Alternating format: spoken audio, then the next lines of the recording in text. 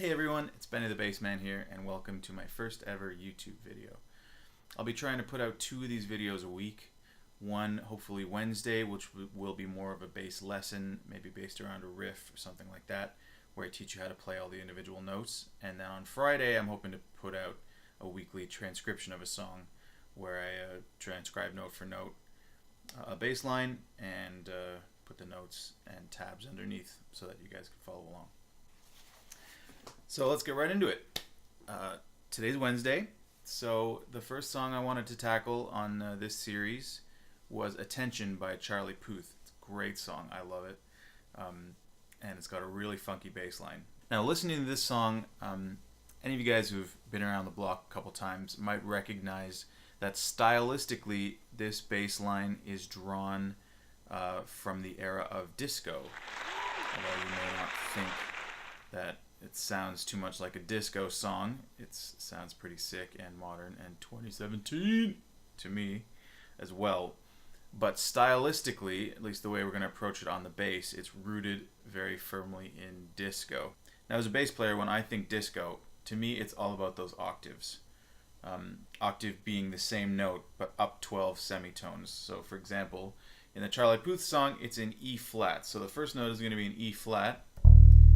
And then the second note is also in E flat, just up an octave, or up 12 semitones.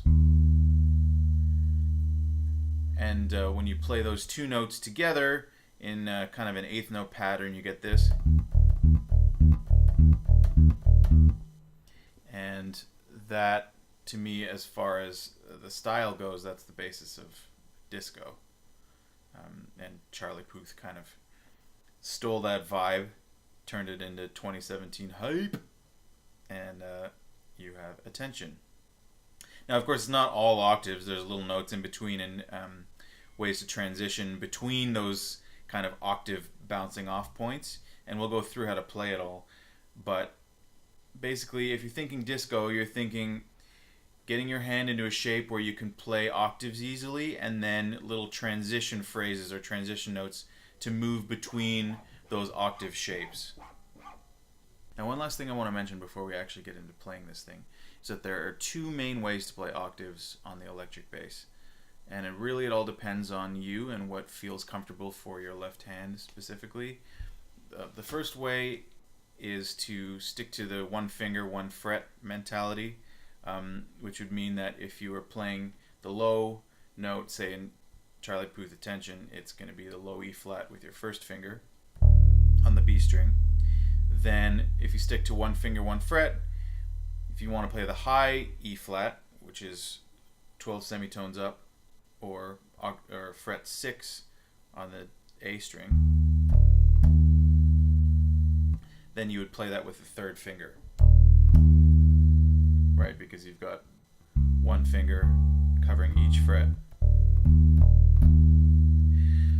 Now that might feel a little uncomfortable for you, might feel a little bit too much of a stretch.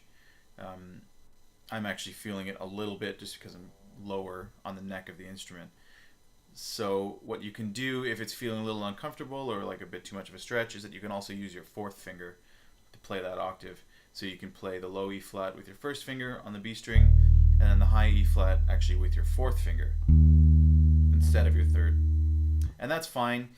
It just gives you a little bit less mobility if you want to sort of play around within that shape, but basically you just have to pick 1 finger. Usually it would be the 3rd finger because that's the weakest, that doesn't actually get to play a fret while you're in this sort of first finger, 4th finger shape.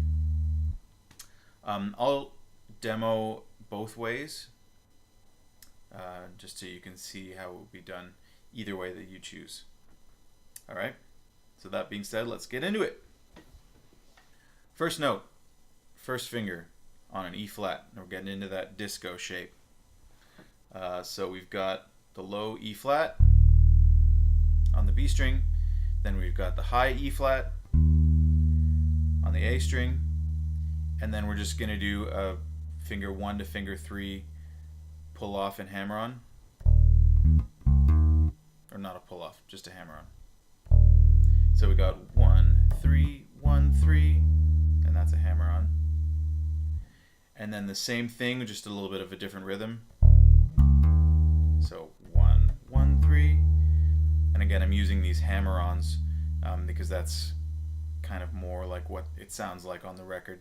Now, I'm sorry to burst your bubble a little bit if you thought this was a real bass player who played on this track. It's not. If you check out Charlie Puth's channel, he talks a little bit about how he used the Trillium plugin to generate the bass for this song, which doesn't mean we can't try to emulate that because it sounds so funky, but just an FYI that it is not a real bass player. So doing my best to emulate how it sounds, I opted for more of a hammer-on versus playing the individual notes separately with my right hand. It didn't sound that way to me. It sounds more like a hammer-on approach. So getting into that octave shape, we've got low E flat, high E flat, and then finger 1 to finger 3. You're going to go down to your finger 1, which is a C sharp, and then you're going to hammer back onto that E flat. Then we have the same shape again, just a little bit of a different rhythm. We've got low E flat to the high C sharp, and then again a hammer on back to that E flat. So the first part. Now the next thing we're going to do, again disco, it's a lot of shifting because you're staying in that octave shape the whole time, is the same thing down 2 frets. So now we're on a low C sharp, and we're going to do basically the same pattern. 1, 3, 1, hammer on.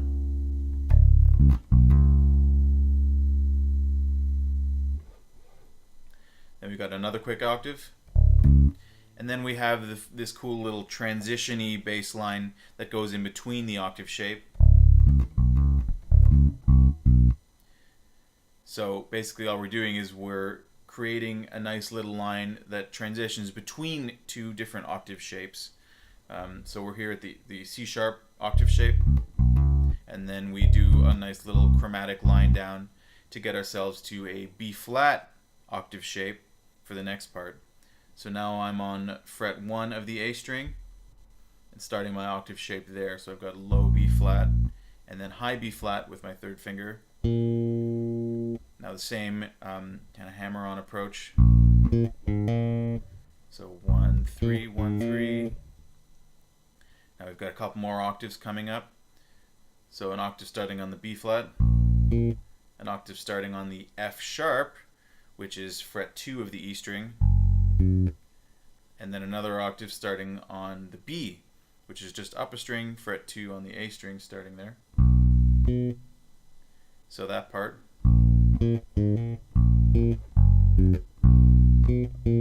The only thing a little bit different about this particular octave shape is that instead of doing a hammer on from your 1st finger to your 3rd finger, we're going to do a hammer on only from our 2nd finger to our 3rd finger. Now the reason for that, for all you theory buffs out there who might understand what I'm talking about, is that we're playing over a B major chord in this particular octave shape, which means we need the major 7 in there instead of the minor 7.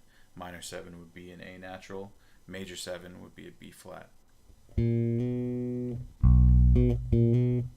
instead of a minor 7. And then we just have one final octave shape to go before we get back to the beginning of the bass line. We started off this shape on the B, and then we're going to step up 2 frets to a C sharp, and then we're back at the beginning. And luckily, as far as position goes, we're back at position 4. They call this position 4 because it's 1, 2, 3, 4 frets from the bottom.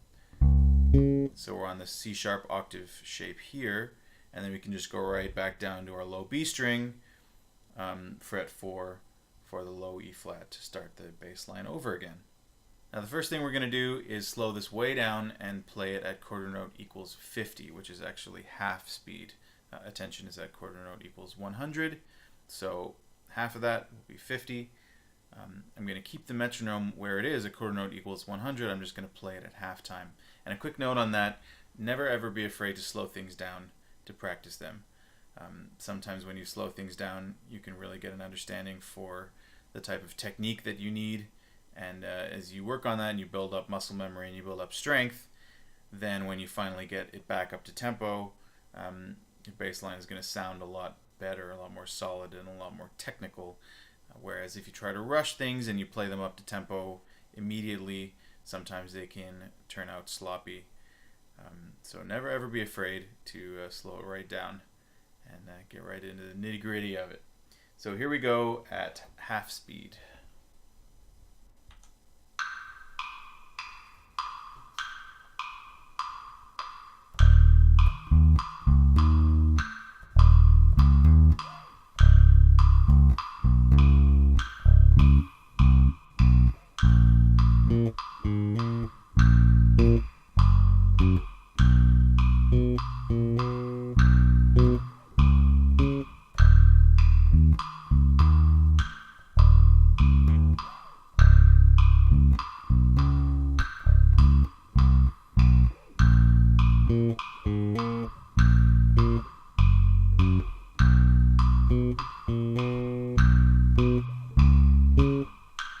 One thing that I realized while I was playing along that time was the octaves don't both get the same weight, do they? If you're listening closely, you might be able to hear that the low octave gets the full weight, it gets the full length of that eighth note, but then the high octave, a lot of times I'm jumping off of it, it's more staccato. So the way that and again, I'm doing that, one, because I feel like it actually grooves better if you play it in that style, but two, because if we're trying to come as close as we can to lifting the song, that's the way the bass line on the song does it, so we may as well try to come as close as we can, right? So the way I'm getting that approach is I'm actually lifting off of the note with my third finger and kind of muting the string by lifting off the fretboard. I'm not stopping the note at all with my right hand. It's all left hand technique that does that. So you see, if I lift off the note but then rest my finger on the string afterwards, it actually stops the string from vibrating altogether, as opposed to doing this and then you get all that nasty ring and everything like that. But if you leave your finger on the string but just lift it off the fretboard, you get this kind of muted or staccato note, which is what we're looking for. So that's the technique I was doing in order to get those shorter high octave eighth notes. Now I'll play it again for you guys at half tempo using the fourth finger approach, and again, whichever one works for you. No shame in using your fourth finger if the stretch, it seems a little bit too intense as you get down low towards the bottom of the fingerboard. So here we go, half speed using my fourth finger for the octaves.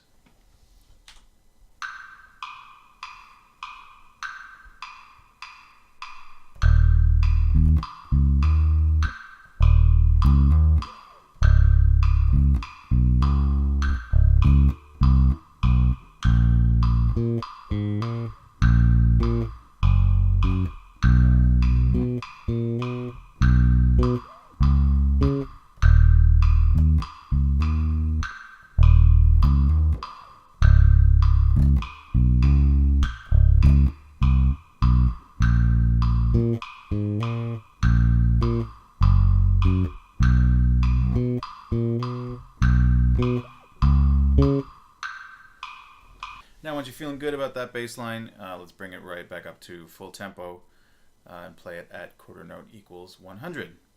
I will play it for you a couple times with using the third finger and a couple times using the fourth finger for those octaves, just so you can see how both look. Here we go. Starting with the third finger.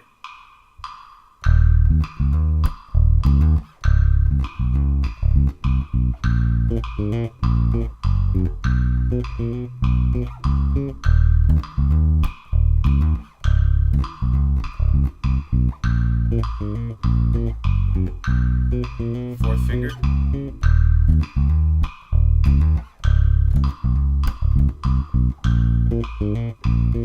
And